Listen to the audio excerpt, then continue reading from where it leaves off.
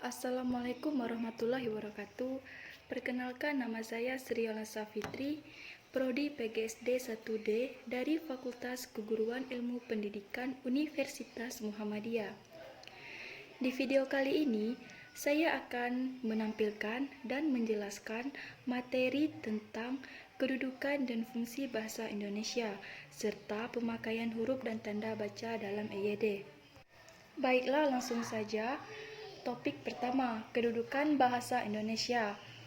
Bahasa Indonesia mempunyai kedudukan yang sangat penting, seperti tercantum pada Ikrar Ketiga Sumpah Pemuda 1928 yang berbunyi, "Kami putra dan putri Indonesia menjunjung bahasa persatuan bahasa Indonesia." Ini berarti bahwa bahasa Indonesia sebagai bahasa nasional kedudukannya berada di atas bahasa-bahasa daerah. Selain itu, di dalam Undang-Undang Dasar 1945 tercantum pasal khusus yang mengenai kedudukan bahasa Indonesia menyatakan bahwa bahasa negara ialah bahasa Indonesia. Dengan kata lain, ada dua macam kedudukan bahasa Indonesia. Yang pertama, bahasa Indonesia berkedudukan sebagai bahasa nasional sesuai dengan Sumpah Pemuda 1928. Yang kedua, bahasa Indonesia berkedudukan sebagai bahasa negara sesuai dengan Undang-Undang Dasar 1945. Di sini juga terdapat 4 fungsi bahasa Indonesia. Yang pertama, sebagai lambang kebanggaan kebangsaan, bahasa Indonesia mencerminkan nilai-nilai sosial budaya yang mendasari rasa kebangsaan kita. Yang kedua, sebagai lambang identitas nasional, bahasa Indonesia kita junjung di samping bendera dan lambang negara kita.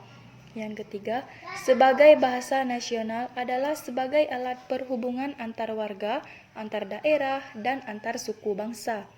Dan yang keempat, alat untuk mempersatukan berbagai suku bangsa dan latar belakang sosial budaya dan bahasanya masing-masing ke dalam kesatuan kebangsaan Indonesia. Di dalam kedudukannya sebagai bahasa negara, bahasa Indonesia mempunyai juga berfungsi sebagai satu, bahasa resmi kenegaraan yang digunakan untuk alat komunikasi resmi.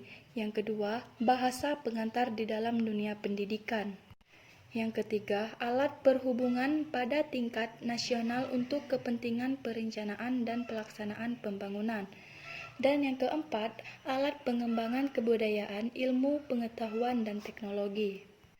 Dapat kita simpulkan bahwa sebagai fungsinya di dalam kedudukannya, bahasa Indonesia adalah alat perhubungan pada tingkat nasional untuk kepentingan perencanaan dan pelaksanaan pembangunan nasional, serta untuk kepentingan pelaksanaan pemerintah.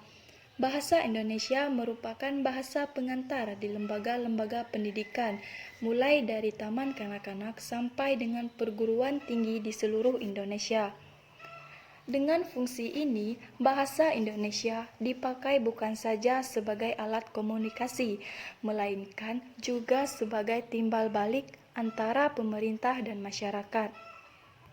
Baiklah, kita akan melanjutkan pembahasan topik yang kedua, yaitu EYD dan tanda baca.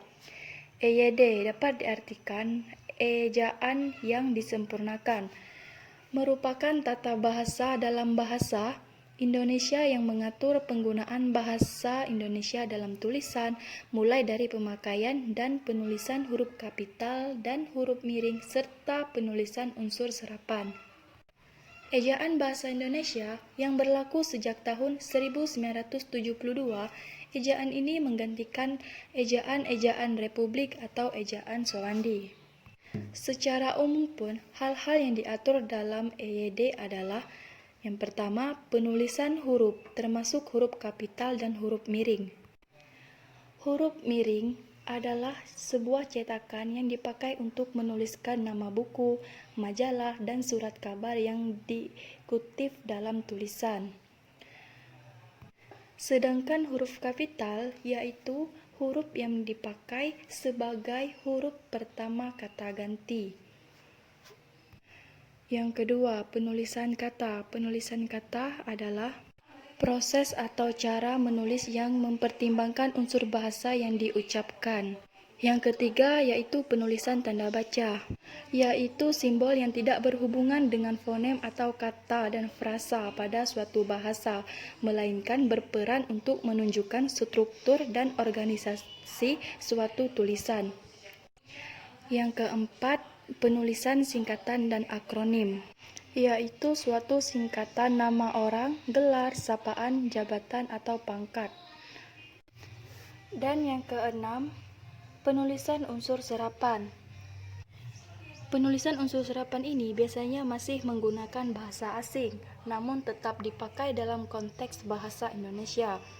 Unsur asing tersebut sudah diserap dan disesuaikan ke dalam bahasa Indonesia, sehingga sering digunakan dalam kehidupan sehari-hari. Baiklah, di sini ada beberapa contoh tanda baca. Yang pertama, tanda titik, fungsi dan pemakaian tanda titik untuk mengakhiri sebuah kalimat yang bukan pertanyaan atau seruan. 2. Diletakkan pada akhir singkatan gelar, jabatan, pangkat, dan sapaan. 3. Pada singkatan kata atau ungkapan yang sudah sangat umum.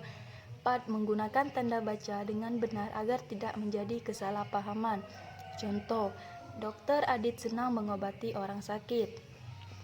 Yang kedua, tanda koma.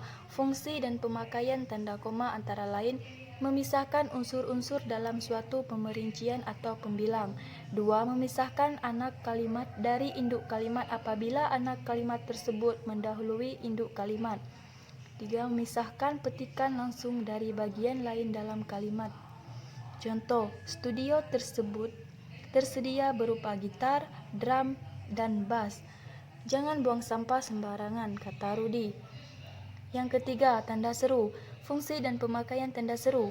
Tanda seru dipakai sesudah ungkapan atau pernyataan, berupa seruan atau perintah atau yang menggambarkan kesungguhan, ketidakpercayaan, atau rasa emosi yang kuat. Contohnya, jangan letakkan benda itu di depan saya. Yang keempat, tanda titik koma. Fungsi dan pemakaian titik koma adalah 1. Memisahkan bagian-bagian kalimat yang sejenis atau setara. 2. Memisahkan kalimat yang setara di dalam suatu kalimat majemuk sebagai pengganti kata penghubung. Contohnya, hari makin sore, kami belum selesai juga. Desi sibuk bernyanyi, ibu sibuk bekerja di dapur, adik bermain bola. Yang kelima, tanda titik dua. Fungsi dan pemakaian tanda titik dua. Yang pertama, pada akhir suatu pernyataan lengkap bila diikuti rangkaian atau pemberian. 2. Pada kata atau ungkapan yang memerlukan pemberian. 3. Dalam teks drama sesudah kata yang menunjukkan pelaku dalam percakapan. Contoh, Fakultas Ekonomi UPN Jogja memiliki 3 jurusan, yaitu akuntansi, manajemen, dan ilmu ekonomi. Yang keenam, tanda hubung. Tanda hubung dipakai dalam hal-hal seperti berikut. 1. Menyambung unsur-unsur kata ulang. 2. Merangkai unsur bahasa Indonesia dengan unsur bahasa asing. Contohnya, anak-anak kelaparan di negara Afrika sebagai akibat globalisasi.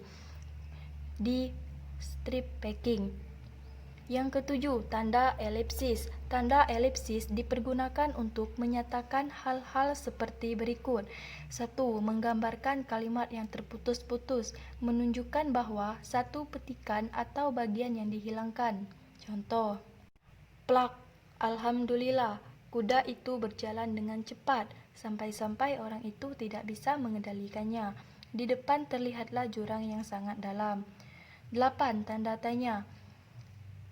Cara pemakaian tanda tanya. Yang pertama, tanda tanya selalunya dipakai pada setiap akhir kalimat tanya. Yang kedua, tanda tanya yang dipakai dan diletakkan di dalam tanda kurung menyatakan bahwa kalimat yang dimaksud disangsikan atau kurang dapat dibuktikan kebenarannya. Contoh, siapa Presiden Indonesia saat ini? Yang kesembilan, tanda kurung. Tanda kurung dipakai dalam hal-hal berikut. 1. Mengapit tambahan keterangan atau penjelasan. 2. Mengapit keterangan atau penjelasan yang bukan bagian pokok pembicaraan. 3. Mengapit angka atau huruf yang memerinci satu seri keterangan. Contoh, jumlah barang yang diminta pada berbagai tingkat harga disebut demand atau permintaan. Yang ke-10, tanda kurung siku. Tanda kurung siku digunakan untuk 1. Mengapit huruf kata atau kelompok kata sebagai koreksi atau tambahan pada akhir kalimat atau bagian yang ditulis orang lain. 2. Mengapit keterangan dalam kalimat penjelas yang sudah bertanda kurung. Contohnya, persamaan akuntansi ini. Perbedaannya ada di bab 1, lihat halaman 38-40, perlu dipelajari. Yang ke-11, tanda petik. Fungsi tanda petik adalah 1. Mengapit petikan langsung yang berasal dari pembicaraan, naskah atau bahan tertulis lain. 2. Mengapit judul syair, karangan, bab buku apabila dipakai dalam kalimat. 3. Mengapit istilah kalimat yang kurang dikenal. Contohnya, Pasal 36 UUD 1945 berbunyi, bahasa negara adalah bahasa Indonesia. Yang ke-12, tanda petik tunggal. Tanda petik tunggal mempunyai fungsi 1. Mengapit petikan yang tersusun di dalam petikan lain. 2. Mengapit terjemahan atau penjelasan kata atau ungkapan asing. Contohnya, dia bilang padaku, jangan kau ganggu dia. Seketika itu aku ingin mengingatkannya kembali, ujar Andi. Yang ke-13, tanda garis miring. Yang pertama, tanda garis miring dipakai dalam penomoran kode surat. 2. Tanda garis miring dipakai sebagai pengganti kata dan atau per atau nomor alamat. Contoh, modem itu memiliki kecepatan sampai 7,2 MB atau S. Dan yang terakhir, tanda penyingkat apostrof. Tanda apostrof menunjukkan penghilangan bagian kata. Contoh, Budi bertugas sebagai pembaca pembukaan UUD 45. Mungkin hanya itu yang bisa saya sampaikan. Saya harap apa yang saya sampaikan dan saya jelaskan dapat